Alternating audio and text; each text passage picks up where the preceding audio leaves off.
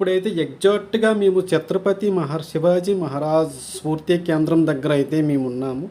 ఇక్కడ చూసుకున్నట్లయితే ఆ స్ఫూర్తి కేంద్రం బయట అయితే చాలా అందమైనటువంటి లొకేషన్ కలిగి ఉంది. ఇక్కడ మేము ఫోటోలు తీసుకుంటున్నాం. మా పిల్లలు మొత్తం మా కుటుంబ సభ్యులు మొత్తం ఇక్కడ ఫోటోలు తీసుకుంటున్నాం. ఇక్కడ చూసినట్లయితే లోపలికి ఎంట్రన్స్ తీసుకున్నట్లయితే 10 రూపాయలు టికెట్ తీసుకోవాలి. ఇగోండి, ఇదే ఛత్రపతి శివరాజ్ మహారాజ్ స్ఫూర్తి కేంద్రం. ఆ పక్కనే చిన్నగా కనిపిస్తుంది, అది ధ్యాన మందిరము. అందులో శివాజీ మహారాజ్ ఏమంటే మన హైదరాబాద్ పైన కులీ కుతుబ్ షా ఉన్నాడు కదా,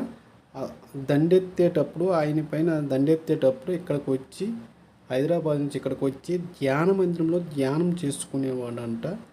ఆ భ్రమరాంబక మహాతల్లికి ధ్యాన మందిరంలో ధ్యానం చేసుకుని ఇక్కడే ఈ శ్రీశైలంలోనే ఆయనకి ఖడ్గం కూడా ఆ తల్లి ప్రత్యక్షమై ఇచ్చిందని చెప్పుకుంటూ ఉంటారు.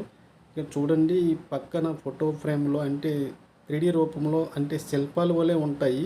ఈ ఫ్రేమ్లో ఛత్రపతి శివాజీ మహారాజ్ యొక్క జీవిత చరిత్ర మొత్తం ఇక్కడ వివరించడం జరిగింది. ఆయన బాల్యం అయితేనేమి, విద్యాభ్యాసం అయితేనేమి, ఆయన నేర్చుకున్నటువంటి యుద్ధ విద్యలు అయితేనేమి, యుద్ధంలో నైపుణ్యాలు అయితేనేమి, ఆయన పెరుగుతున్న కొలది ఏ విధంగా నడుచుకున్నాడు, యుద్ధాలు అయితేనేమి, ఆయన సాహసోపేతమైన జీవితం అయితేనేమి, ఆయన ఎటువంటి కష్టాలు ఎదుర్కొన్నాడు,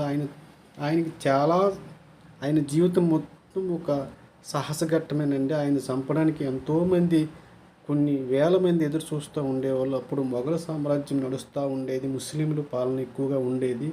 హిందుత్వం, ఛత్రపతి శివాజీ మహారాజ్ అంటే హిందుత్వవాది. అంటే ఆయన టైంలోనే ఎక్కువగా హిందువులు యుగంగా చెప్పుకుంటారు.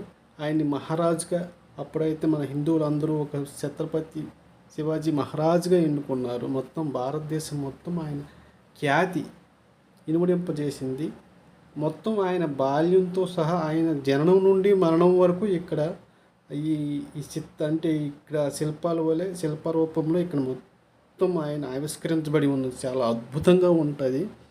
మీరు ఎప్పుడైనా సరే శ్రీశైలం వెళ్ళేటప్పుడు ఛత్రపతి శివాజీ మహారాజ్ స్ఫూర్తి కేంద్రంలోకి మీరు వెళ్ళినట్లయితే టికెట్ పెద్దగా ఉండదని 10 రూపాయల టికెట్ చాలా అద్భుతంగా ఉంటుంది.